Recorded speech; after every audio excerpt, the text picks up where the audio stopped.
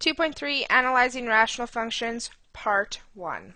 Okay, so we've kind of, through the math lab, you should have got a little bit of a grasp on what they're going to look like. There's lots of different ways they can look.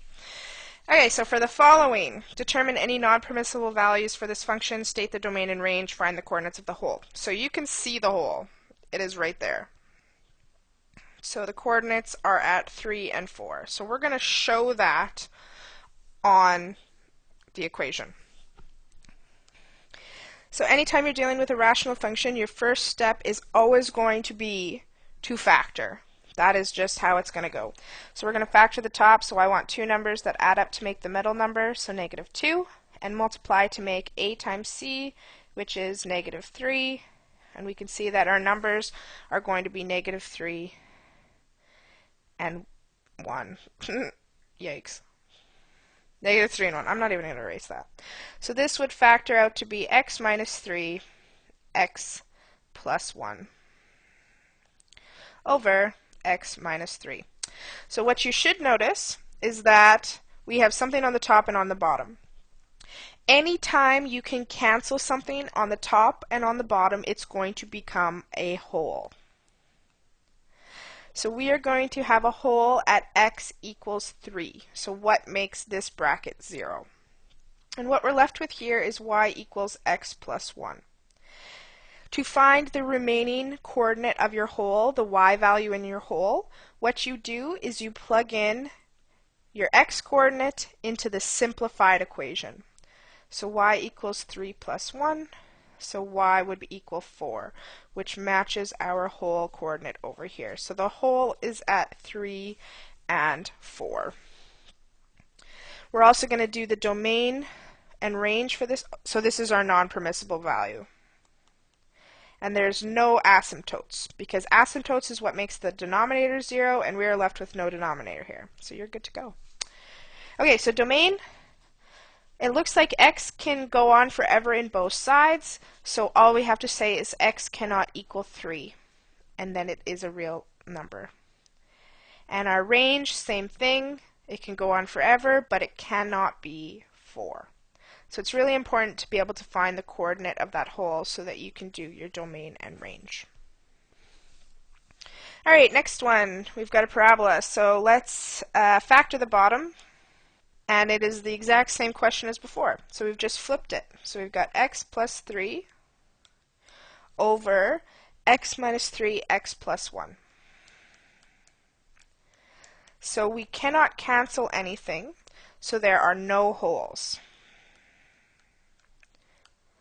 What we do have is two things that make the denominator 0. So we have x equals 3 and x equals -1, and they will be vertical asymptotes. And if we look on here, we have x equals -1 and x equals 3. Those are our vertical asymptotes. Okay, we also have a horizontal asymptote.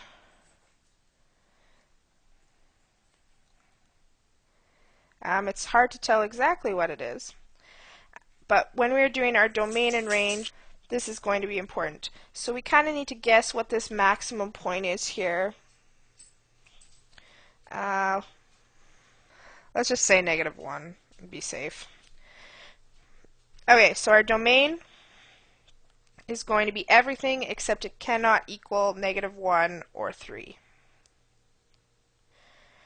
Our range, because we got a gap here, we're going to say y is greater than 0 or y is less than or equal to -1. It's a little bit over that, but whatever. It's just an estimate there.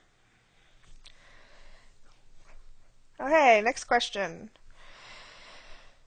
Use the equation of each function to predict whether the graph has vertical asymptotes or holes. Use graphing calculator to check your answer. Sketch, state the domain and range. If there is a hole, find the coordinate.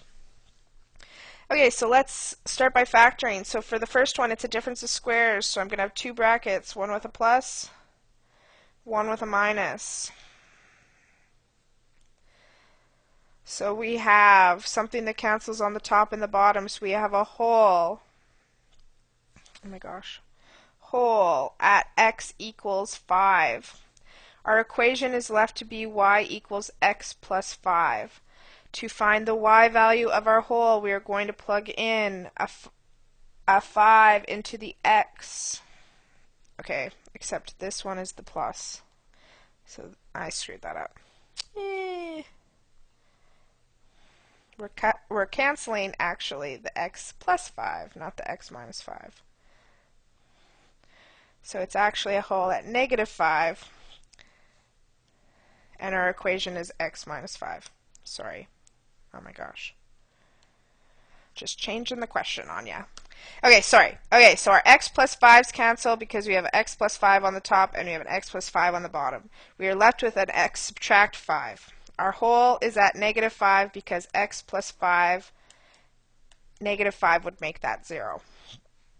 We're going to plug a negative 5 into this equation. So we have negative 5 minus 5, and we get negative 10. So our whole is at negative 5, negative 10. If you type this into Desmos, you can, so I'll let you pause it. I'm not going to bring up the graph. But if you want to pause it and bring it up on Desmos, what you should see is a graph that looks like this. And then it has a whole. If you go and hover on this point at negative 5 and negative 10, it'll just say undefined. Okay, so our domain for this is x cannot equal negative 5. And our range is y cannot equal negative 10. And a little trick that I know, and we'll go through it a little bit more in the next section when we sketch the graphs, is that whatever you're left with in this equation is what you're going to be graphing. So because we're left with an x minus 5, which is a line, that's why it looks like a line. Just a line with a hole. Okay, next one. We're going to take out a common factor for this one. So it would be y equals 2, x plus 2, 1. Yikes. Sorry. Over x subtract 2. That is as simple as it can get. So there will be no holes because nothing can cancel. We will have a vertical asymptote at x equals 2. Or, yeah, x equals 2. So if you type this into Desmos, go ahead, pause it, type it into Desmos. What it looks like is a vertical asymptote at 2, and then it goes like this. So go ahead and just sketch it. So our domain is x such that x cannot equal 2. And our range looks like it can be everything.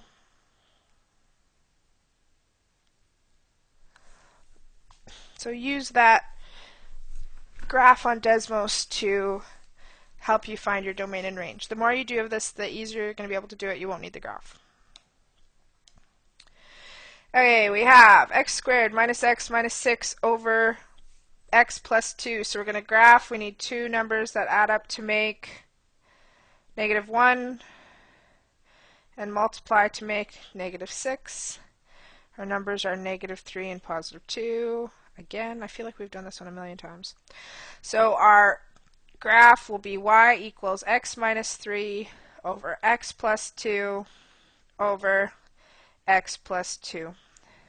So we will be able to cancel this and this, and our equation left over is y equals x subtract 3. We will have a whole at x equals negative 2. To find the coordinate of it, we're going to plug this into our equation. So y equals negative 2 subtract 3, which is negative 5. So our whole is at negative 2, negative 5. Go ahead and type this into Desmos. What you should find is it looks like a line. And then if you hover at negative 2 and negative 5, it will say undefined. So my domain is x cannot be at negative 2. And my range is y cannot be at -5.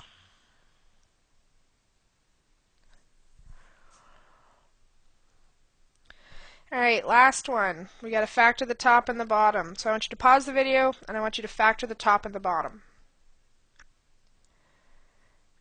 Okay, your simplified factored terms should be x minus 4, x minus 1 on the top, and on the bottom it should be x minus 4, x plus 3.